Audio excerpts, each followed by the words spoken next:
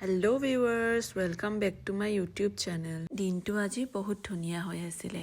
বা আৰু মই ওলাইছিলোঁ টাউনলৈ বুলি। মোৰ অলপ কিবা কাম আছিলে আৰু তাই গৈছিলে ডিউটিলৈ। ঘৰৰ পৰা অহা যোৱা কৰা ৰাস্তাটো খুবেই বেয়া হৈছিলে। কেইদিনমান আগতে ৰাস্তাটোৰ হেনো নতুনকৈ কাম কৰিব লৈছে। ৰাস্তাটো বেয়া হোৱাৰ পৰা সময়ত আহিয়ে নাপাওঁ আৰু সেইটো কাৰণে অলপ প্ৰব্লেমো হৈ আছিলে। মই কামখিনি কৰি অহাৰ পিছত বাকো মই ইয়াতে ৰখি আছিলোঁ। বাও ডিউটিৰ পৰা আহিলে আৰু দুজনী আমি গৈছিলোঁ নাৰ্চাৰীলৈ।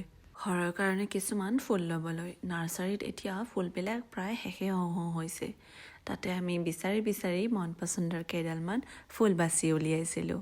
বহুত ভেৰাইটিজৰ ফুল আছে, কিন্তু এইবিলাক ইমান দিন নাথাকে। হয়তো এমাহ বা দুমাহ তাৰ ওপৰত নাথাকে। ফুলবিলাক বাছি উলিয়াৰ পিছত আমাৰ আৰু কাম আছিলে এইবিলাকক ঘৰত কেনেকৈ লৈ যাওঁ। তাৰপিছতে আমি ভাইটি এটা মাতি দিলোঁ। সি আহি থকালৈকে আমি আৰু কিছুমান ইনডোৰ প্লাণ্টছ বিচাৰি আছিলোঁ। যিবিলাক ঘৰত আছে প্ৰায়, কিন্তু যিবিলাক নাই তেনেকুৱা অলপ ইউনিক টাইপৰ বিচাৰিছিলোঁ। কিন্তু ইয়াতে যিমানবিলাক আছে প্ৰায়ভাগে আছে এই ঘৰতেই। তাৰপিছত এইবিলাক দেখিছেনে কিমানবোৰ ফুল লৈছোঁ আমি।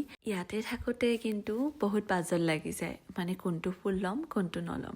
কিন্তু ঘৰ গৈ ৰাখিলে বহুত বেছি ভাল লাগে। আৰু যেতিয়া কোনোবাই আহি কয় ইমান ধুনীয়া ফুল ফুলি আছে, তেতিয়াতো আৰু বেছি ভাল লাগি যায়। গাড়ীখন ৰখাই বা আৰু মই অলপ আগলৈকে গৈছিলোঁ, য'ত দাদাই ফ্ৰুটছবিলাক ৰাখি থৈ দিছিল। দাদাই মানে ফ্ৰুটছৰ দোকান দিব, যিহেতু পৰহিৰ পৰা ৰমজান ষ্টাৰ্ট হ'ব, সেইটো কাৰণে। তাৰপিছতে আহি আমাৰ দোকানতে বস্তুবিলাক অলপ অলপকৈ দাঙি দাঙি আনি থৈ দিছিলোঁ।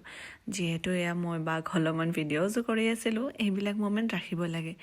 দেখিছেনে ছোৱালী হ'লেও আমি কিমান কাম কৰিব লাগে। সময়খিনি কেতিয়া গ'ল গমেই নাপালোঁ। আহোঁতে আহোঁতে এন্ধাৰে হৈ গ'ল। তাৰপিছত আমি আহি পালোঁ ঘৰ আৰু অলপ অলপকৈ ইয়াতে ফুলবিলাক ৰাখি দিলোঁ।